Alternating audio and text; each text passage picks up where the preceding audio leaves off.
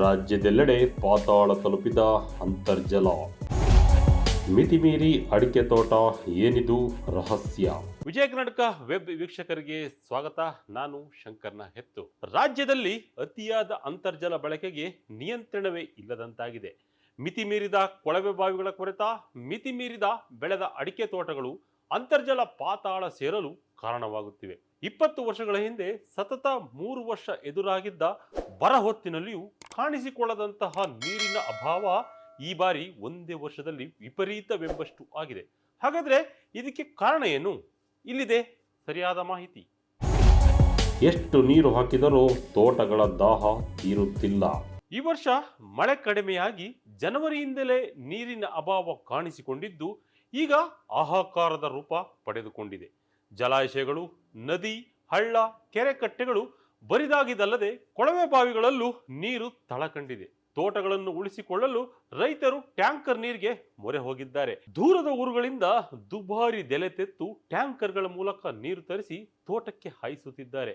ಇಷ್ಟಾಗಿಯೂ ತೋಟಗಳ ದಾಹ ಮಾತ್ರ ತೀರುತ್ತಿಲ್ಲ. ಗಾಬರಿ ಹುಟ್ಟಿಸಿದ ಕೊಳವೆ ಬಾವಿಗಳು. ಒಂದು ಕಾಲದಲ್ಲಿ ರಾಜ್ಯದೆಲ್ಲೆಡೆಯ ರೈತರು 15 ಅಥವಾ 25 ಅಡಿ ಆಳದ ತೆರೆದ ಬಾವಿಗಳನ್ನು ತೋಡಿ ತೋಟ, ಗದ್ದೆ, ಮನೆ ಹಾಗೂ ಇತರ ಉದ್ದೇಶಗಳಿಗೆ ನೀರು ಬಳಕೆ ಮಾಡುತ್ತಿದ್ರು. 1980ರ ದಶಕದ ಅಂತ್ಯದವರೆಗೆ ಈ ಪರಿಸ್ಥಿತಿ ಇತ್ತು. ಬಯಲು ಸೀಮೆಯ ಯುವಕರು ಮತ್ತು ಮಕ್ಕಳು ಬೇಸಿಗೆ ರಜೆಯಲ್ಲಿ ಹಳ್ಳದಲ್ಲಿ ಆಟ ಆಡುವುದು, ಮೀನು ಹಿಡಿಯುವುದು ಸಾಮಾನ್ಯವಾಗಿತ್ತು. ಈಗ ಮಳೆಗಾಲದ ಅಂತ್ಯದೊಂದಿಗೆ ಹಳ್ಳದಲ್ಲೂ ನೀರಿನ ಹರಿವು ನಿಂತು ಹೋಗಿದೆ. ಚಳಿಗಾಲಕ್ಕೆ ಮುನ್ನವೇ ಗುಂಡಿ ಗೊಟರುಗಳಲ್ಲಿ ಉಳಿದ ನೀರು ಬತ್ತಿ ಹೋಗುತ್ತದೆ. ಇದಕ್ಕೆ ಕಾರಣ ಅಂತರ್ಜಲ ಕುಸಿಯುವಿಕೆ. ಮನೆ ಮನೆಗೂ ಕೊಳವೆ ಬಾವಿ, ಕುಸಿದ ಅಂತರ್ಜಲ.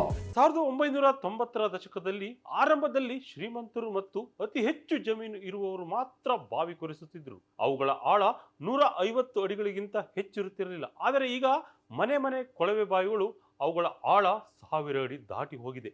ಕೋಲಾರ, ಚಿಕ್ಕಬಳ್ಳಾಪುರದಲ್ಲಿ 1500 ಅಡಿ ಕೊರೆದರೂ ನೀರು ಸಿಗುತ್ತಿಲ್ಲ. ರಾಜ್ಯದಲ್ಲಿ 2001ರಿಂದ 2004ರ ನಡುವೆ 3 ವರ್ಷಗಳ ಕಾಲ ಅತಿ ಕಡಿಮೆ ಮಳೆಯಾದರೂ ನೀರಿನ ಕೊರತೆ ಮತ್ತು ಬರದ ತೀವ್ರತೆ ಇಷ್ಟೊಂದು ಕಾಣಿಸಿರಲಿಲ್ಲ. ಇದಕ್ಕೆ ಕಾರಣವೂ ಇದೆ. ಮಾಹಿತಿ ಪ್ರಕಾರ 2002-2003ರಲ್ಲಿ ಕೊಳವೆ ಬಾವಿಗಳ ಸಂಖ್ಯೆ 4ರಿಂದ 5 ಲಕ್ಷ ಇತ್ತು. 2024ರ ನೀರಾವರಿ ಉದ್ದೇಶದಿಂದ ಕೊಳವೆ ಬಾವಿಗಳ ಸಂಖ್ಯೆ ಸುಮಾರು 35 ಲಕ್ಷಕ್ಕೆ ಏರಿಕೆಯಾಗಿದೆ. ಕುಡಿಯುವ ನೀರಿನ ಕೊಳವೆ ಬಾವಿಗಳ ಸಂಖ್ಯೆ ಸುಮಾರು 5 ಲಕ್ಷ. ಅಂದರೆ ರಾಜ್ಯದಲ್ಲಿ ಪ್ರಸ್ತುತ ಇರುವ ಕೊಳವೆ ಬಾವಿಗಳ ಸಂಖ್ಯೆ 40 ಲಕ್ಷಕ್ಕೂ ಅಧಿಕವಾಗಿದೆ. ಮಿತಿ ಮೀರಿದ ಅಡಿಕೆ ತೋಟ. ಒಂದು ಕಾಲದಲ್ಲಿ ಕರಾವಳಿ ಮತ್ತೆ ಅರೆಮಲೆನಾಡಿನ ತಗ್ಗು ಪ್ರದೇಶಗಳಲ್ಲಿ ಮಾತ್ರ ಅಡಿಕೆ ತೋಟಗಳಿದ್ದವು.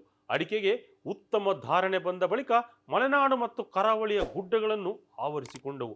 ಅಷ್ಟೇ ನಿಲ್ಲದೆ ಅರೆಮಲೆನಾಡು ಬಯಲು ಪ್ರದೇಶದ ಒಣಭೂಮಿಯನ್ನು ಆಕ್ರಮಿಸಿಕೊಂಡಿದೆ.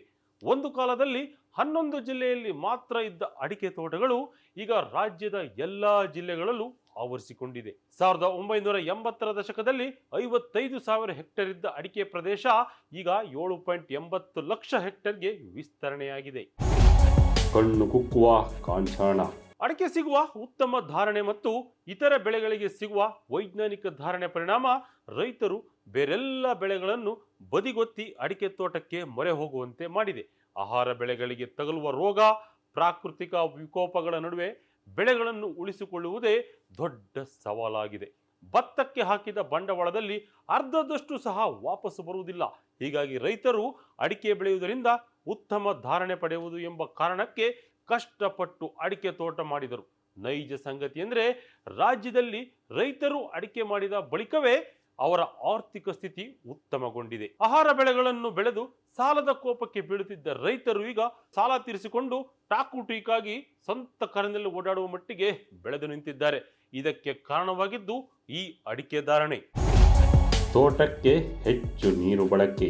ಆಹಾರ ಬೆಳೆಗಳು, ದ್ವಿದಳ ಧಾನ್ಯಗಳು, ತೆಂಗು ಬೆಳೆಗೆ ಹೋಲಿಕೆ ಮಾಡಿದಾಗ ಅಡಿಕೆಗೆ ಅಧಿಕ ನೀರು ಬೇಕು. ಒಣಭೂಮಿ ಪ್ರದೇಶದಲ್ಲಿ ಕನಿಷ್ಠ 15 ದಿನಕ್ಕೊಮ್ಮೆ ನೀರು ಕೊಡಲೇಬೇಕು. ರೈತರು ಆಹಾರ ಬೆಳೆಗಳು, ದ್ವಿದಳ ಧಾನ್ಯಗಳು ಮಳೆ ಆಶ್ರಯದಲ್ಲಿ ಬೆಳೆಯುತ್ತಿದ್ದರು. ಬೇಸಿಗೆಯಲ್ಲಿ ತರಕಾರಿ ಬೆಳೆಯುವವರು ಮಾತ್ರ ಕೊಳವೆ ಬಾವಿಗಳನ್ನು ಬಳಸುತ್ತಿದ್ದರು.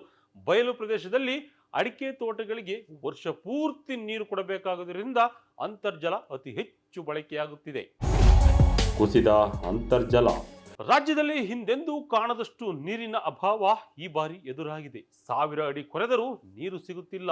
ರಾಜ್ಯದಲ್ಲಿ ಅಂತರ್ಜಲ ನಿರ್ದೇಶನಾಲಯ ಮತ್ತು ಅಂತರ್ಜಲ ಪ್ರಾಧಿಕಾರದ ಮಾಹಿತಿ ಪ್ರಕಾರ ಕೋಲಾರ, ಬೆಂಗಳೂರು ನಗರ, ಬೆಂಗಳೂರು ಗ್ರಾಮಾಂತರ, ಚಿಕ್ಕಬಳ್ಳಾಪುರ, ರಾಮನಗರ, ದಕ್ಷಿಣ ಕನ್ನಡ, ಬೆಳಗಾವಿ ಮತ್ತು ವಿಜಯಪುರದ ಕೆಲ ತಾಲೂಕುಗಳಲ್ಲಿ ಅಂತರ್ಜಲ ಮಟ್ಟ 30 ರಿಂದ 44 ಮೀಟರ್ ವರೆಗೆ ಕುಸಿದಿದೆ.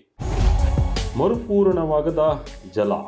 ಕೊಳವೆ ಬಾವಿಗಳು ಭೂಮಿಯೊಳಗಿನ ನೀರನ್ನು ಬರಿದು ಮಾಡುತ್ತಿವೆ. ಅಂತರ್ಜಲ ಸೂರೆ ಮಾಡುತ್ತಿರುವ ಜನರು ಜಲ ಮರುಪೂರಣಕ್ಕೆ ಆದ್ಯತೆ ನೀಡದಿರುವುದೇ ಅಂತರ್ಜಲ ಅಪಾಯ ಮಟ್ಟದಿರುವುದಕ್ಕೆ ಬಹುದೊಡ್ಡ ಕಾರಣವಾಗಿದೆ. ಅಂತರ್ಜಲ ವೃದ್ಧಿಗಾಗಿ ಸರ್ಕಾರ ಪ್ರತಿ ವರ್ಷ ಕೋಟ್ಯಾಂತರ ರೂಪಾಯಿ ವೆಚ್ಚ ಮಾಡುತ್ತಿದೆ. ಈ ಪ್ರಕ್ರಿಯೆಯು ನಿರೀಕ್ಷಿತ ಮಟ್ಟದಲ್ಲಿ ಇಲ್ಲವೆಂಬ ಆಪಾದನೆಗಳಿವೆ. ಸಣ್ಣ ನೀರಾವರಿ ಇಲಾಖೆಯಿಂದ ಕಳೆದ 3 ವರ್ಷದಲ್ಲಿ 100.39 ಕೋಟಿ ರೂಪಾಯಿ ವೆಚ್ಚದಲ್ಲಿ 43 ಇಂಗು ಮತ್ತು ಜಿನುಗು ಕೆರೆಗಳನ್ನು ನಿರ್ಮಿಸಲಾಗಿತ್ತು. 1934.2 ಕೋಟಿ ರೂಪಾಯಿ ವೆಚ್ಚದಲ್ಲಿ 2282 ಚೆಕ್ ಡ್ಯಾಂಗಳನ್ನು ನಿರ್ಮಿಸಲಾಗಿದೆ. ಅಟಲ್ ಭೂಜಲ್ ಯೋಜನೆಯಡಿ 165.5 ಕೋಟಿ ರೂಪಾಯಿ ವೆಚ್ಚದಲ್ಲಿ 534 ಚೆಕ್ ಡ್ಯಾಂಗಳನ್ನು ನಿರ್ಮಿಸಲಾಗಿದೆ ಎಂದು ಸಣ್ಣ ನೀರಾವರಿ ಇಲಾಖೆ ಸಚಿವ ಎಸ್.ಎನ್. ಬೋಸರಾಜ್ ಕೂಡ ಮಾಹಿತಿ ನೀಡಿದ್ದಾರೆ. ಹೇಳುತ್ತಿರದಾಗಿದೆ ಅನ್ನದಾತರ ಗೋಳು. ಒಬ್ಬ ರೈತ ಹೇಳುವ ಪ್ರಕಾರ, ನಮ್ಮಪ್ಪ 40 ವರ್ಷದ ಹಿಂದೆ ಮೊದಲ ಬಾರಿ ಕೊಳವೆ ಬಾವಿ ಕೊರೆಸಿದಾಗ 100 ಅಡಿಗೆ ನೀರು ಸಿಕ್ಕಿತ್ತು. ಸಮೃದ್ಧ ನೀರು ಸಿಕ್ಕಿ ವರ್ಷ ಪೂರ್ತಿ ತರಕಾರಿ ಬೆಳೆದು ತೆಂಗಿನ ತೋಟವನ್ನು ಮಾಡಿದ್ದರು. 10 ವರ್ಷದ ಹಿಂದೆ ನಾನು 500 ಅಡಿ ಬಾವಿ ಕೊರೆಸಿ ಅಡಿಕೆ ತೋಟ ಮಾಡಿದೆ. ತೋಟದಿಂದ ಒಳ್ಳೆ ಫಸಲು ಬಂತು. ಆದರೆ ಈಗ ಬೆಳೆದು ನಿಂತ ತೋಟವನ್ನು ಉಳಿಸಿಕೊಳ್ಳಲು 1000 ಅಡಿ ಕೊರೆದರೂ ನೀರು ಸಿಗಲಿಲ್ಲ. ಇನ್ನು 2 ತಿಂಗಳು ತೋಟ ಉಳಿಸಿಕೊಳ್ಳಲು ಎಲ್ಲಿಂದ ನೀರು ತರುವುದು ಗೊತ್ತಾಗುತ್ತಿಲ್ಲ ಎಂದು ತುರುವೇಕೆರೆಯ ಭೈರೇಗೌಡ ತಮ್ಮ ಅಳಲನ್ನು ತೋಡಿಕೊಂಡಿದ್ದಾರೆ. ಇದು ಕೇವಲ ಭೈರೇಗೌಡರ ಒಬ್ಬರ ಗೋಳಲ್ಲ, ರಾಜ್ಯದೆಲ್ಲೆಡೆ ರೈತರ ಪಾಡು ಕೂಡ ಇದೇ ಆಗಿದೆ. ಇದು ಈ ಹೊತ್ತಿನ ವಿಜಯ ಕರ್ನಾಟಕ ವೆಬ್ನ ಎಕ್ಸ್ಪ್ಲೈನರ್ ನ್ಯೂಸ್ ವಿಡಿಯೋ. ಇದೇ ರೀತಿಯ ಹಲವು ವಿಶ್ಲೇಷಣೆ, ಮಾಹಿತಿ ಅಷ್ಟೇ ಅಲ್ಲ, ಮನೋರಂಜನೆಯ ವಿಡಿಯೋಗಳಿಗಾಗಿ Vijaya Karnataka web Facebook, YouTube page follow ಮಾಡಿ.